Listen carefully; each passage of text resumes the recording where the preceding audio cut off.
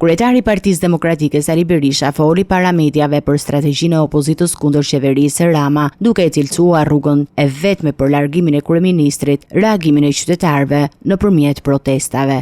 Nuk ka asnjë diskutim që Edi Rama bën gjithçka dhe jo bën, do të bllokoj drejtësinë, do përdor 83 mandatet e tij të krimit kundër drejtësisë. Dhe këtu, ndaj themin e, fjalen e vetme e kanë qytetarë shqiptarë. Ne kemi theksojmë, Edi Ramën nuk do ta heqë drejtësia, Edi Ramën nuk do ta heqin deltat, atë do ta heqin qytetarët shqiptarë me protestën e tyre.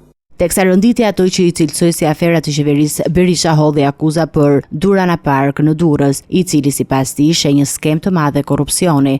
Presidenti i kësaj kompanie ndër më të fuqishme në botë me xhiro miliarda dollar vjen në Shqipëri, se kjo ju premtue se Ramaduro filloi të flasë për Silicon Valley në Durrës, por menjëherë kthjetrat e egrat mafjes shqiptare përvetësuar projektin dhe kompania prestigjoze amerikane nuk gjeti asnjë mundësi që të investonte në këtë vend. Ai komentoi gjithashtu aktivitetin e kryeministrit dhe të zëvendës kryeministres Belinda Balluku lidhur me projektin e parkut të energjisë Mer, duke kritikuar ashpër Ballukun dhe duke i quajtur turp të Shqipërisë dhe të kombit shqiptar. Turpron çdo zyrtar të çdo vendi. Balluku është turpi i Shqipërisë, turpi i kombit shqiptar, turpi i qeverisë. Tani, opozita ka vendosur të përqendrohet te protesta, ndërkohë që deputetët demokratë do të pengojnë zhvillimin normal të sesionit të ri parlamentar që nis të hënën e ardhshme. Protesta kombëtare pritet të zhvillohet në 24 janar, duke shërbyer si moment kyç në aksionin opozitar për të sfiduar qeverinë.